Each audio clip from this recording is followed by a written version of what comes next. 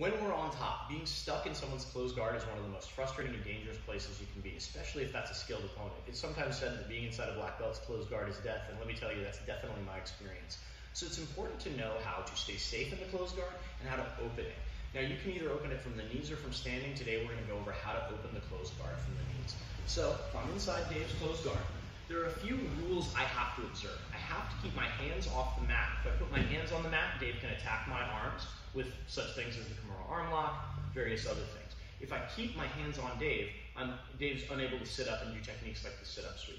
I need my head in the middle, because if I come off to create an angle, I create an angle for Dave to attack me with collar chokes, things like that. I need to keep two arms inside the guard where I'm safe, or two arms outside the guard. So you can see I have two arms inside Dave's legs. If Dave were to open his legs, I either need two in or two out. Except I have one in, one out. That's when Dave can triangle choke me, set up triangle arm bars, all kinds of bad things. But the most important rule for being in the guard is posture. I want to have good, strong posture that disrupts Dave's ability to attack my neck, attack my arms, initiate his own submission offense. I want my knees wide, I want my belt not pointed to the ceiling, and I want my hands on my partner. You'll notice that I'm gazing about 15 degrees above the horizon. It's because if Dave grabs my collars and tries to break my posture, it's really hard. Now all I'm going to do, and Dave's going to get those grips, all I'm going to do is look down at Dave. That's the only thing that's going to change. And now suddenly my posture is slumped. Now he can initiate his offense. Posture is something that we'll work on a lot in class. We're not going to cover it in too much detail today, but just simply looking 15 degrees above the horizon helps a lot. It keeps your spine straight. It makes it more difficult for your partner to break your posture. So today, the grips we're going to get, I'm going to gather Dave's lapels and have one hand as my lead hand gripping both lapels with my index finger in the middle.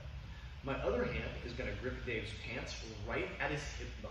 You'll notice that my elbow is going to be inside Dave's thigh because if I'm out here, I'm giving Dave the ability to attack me, whereas here, I'm controlling inside space, disrupting his attacks, and enabling myself to open the guard.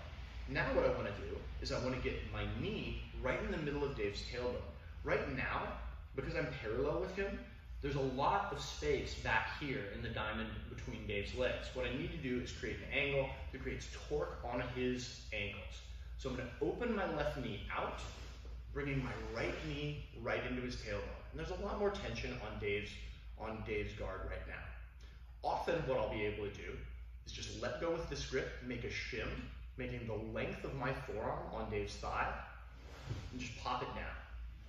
Immediately, I want to bring a knee up into what's called combat base, because a common mistake that you see a lot that's very frustrating is I did a great thing, I opened Dave's closed guard, which can be a real pain, and then Dave just shoots his hips up, and he recloses his guard. Now I have to do the same technique over and over again, but now he's waiting for it. So get that knee up in what we call combat base immediately, and secure your good work. So I have good posture, my nice wide base, my eyes are above the horizon. Grip the collar, grip the pants. I'm going to pretend there's an invisible plane of glass right here, so when I open my knee out, I don't rock forward when I put my knee in his butt. If I do rock forward, when I try to open it, Dave can just pull me with his legs, and suddenly my posture is broken. I'm in trouble. So knee just opens out, knee comes in. I'm putting a little bit of weight in my hands when I do that, which allows me to maintain my base. Often, I'll just be able to open like this. If I can't, I can step a knee up and move my hips back. That'll enable me to get a little bit of extra juice to open the guard. Now, as long as you have one knee up in the middle, I don't especially care what knee it is. But you can't put this knee down, because then Dave's, without putting this knee inside, because then he can reclose his guard. So, that is our basic open, that's our basic guard open from the closed guard from the knees. There are techniques, sometimes if the person has a very difficult guard open, we'll have to stand to open the guard. And that's a video we'll do some other time.